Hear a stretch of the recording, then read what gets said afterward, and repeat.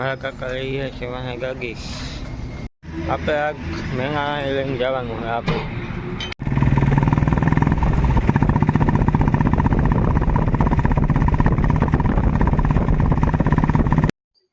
આપણે જવાનું હતું વારિયા જવા માટે હું મારા કાકા નીકળી ગયા બુલેટ લઈને, કારણ કે વારિયામાં આંટો મારવા જવાનું.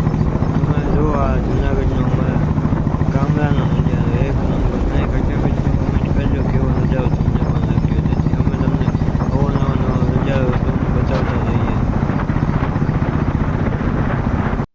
ત્યારબાદ જો મારા પપ્પાને આગળ ફોરવ્હીલ લઈને જાય છે, અમે એની પાછળનો છે.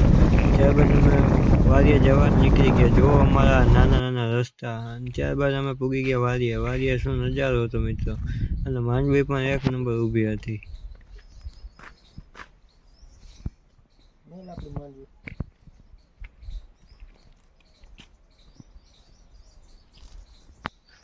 પપ્પા ડ્રેગન ફ્રૂટ હાલો, એમાં તોડ લઈએ. ડ્રેગન ફ્રૂટ એમાંથી તોડ લઈએ. હાલો હું નથી વાવી દેજો. મધુરને કહેજો વાવી દેવો ને પપ્પા. હવે મેં કીધું ડ્રેગન ફ્રૂટ વાવી દે, મારે ખાવું હોય. જો મિત્રો અમારી બીજા ખેતરમાં પણ માંડવી એક નંબર ઊભી હતી. અને એમાં સાઈડમાં વાવેલી હતી તુવેર. અને મારા કાકા જો માંડવી ઉપરવા જાય છે, કારણ કે ઓરા ખાવાની એને બહુ જ તરફ લાગી છે. ઓરા ખાવા માટે તે માંડવી ઉપરવા જાય છે.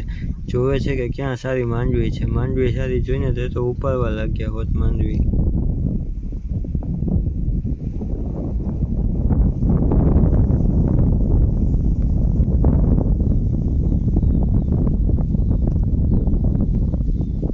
જો મિત્રો માંડવી લઈને મારા કાકા આવી ગયા. માંડવી લઈને હવે અમે જશું પાછા ઘરે.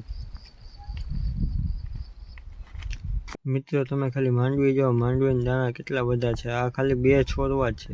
2 છોડવામાં કેટલા દાણા છે. આ છે અમારા ખેડૂતની મહેનત. હવે મિત્રો અમે ઘર તરફ જવા માટે રવાના થયા, કારણ કે હવે બપોરના વાગ્યા હતા 12 અને મિત્રો રસ્તો જુઓ તમે. અમે આવા રસ્તે પાર કરીને અમે ખેતર આવીએ છીએ અમારા પાકનું ઉત્પાદન કરવા માટે. કેટલી મુશ્કેલી છે એ તમને ખબર પડે છે.